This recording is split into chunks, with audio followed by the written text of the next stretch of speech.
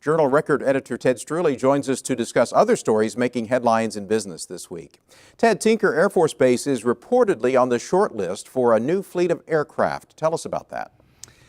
Boy, it is. This is the Pegasus that could be coming to Tinker, which is one of just 4 Air Force bases around the country now in the running to get that fleet. If it comes here, it's years down the road, but it could bring tens of millions of dollars to the local economy. One of Oklahoma's premier high schools is experiencing funding problems. Yeah, this is OSSM, the Oklahoma School of Science and Math in Oklahoma City, and it was established in 1983 as really a premier high school for some of the state's brightest students. They go for a residential program in their junior and senior years.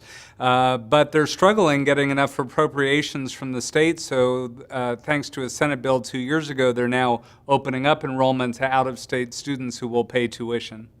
Earlier, we mentioned layoffs in the oil patch. The latest are from Baker Hughes. Yeah, Baker Hughes announced they're laying off another 3,500 employees. That brings their total to more than 10,000.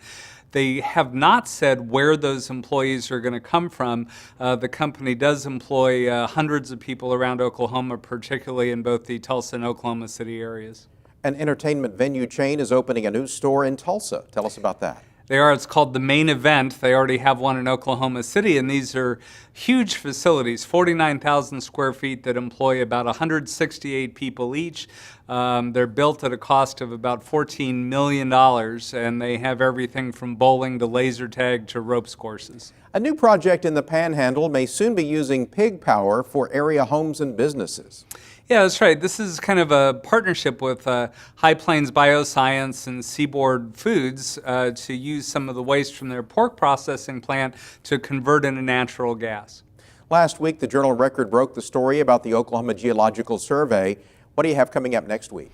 Well, next week we're going to take a look at American Airlines employees finally getting into negotiations. They've been ruled as a single operator now with U.S. Airways, so the unions are going to be in some heavy talks coming up.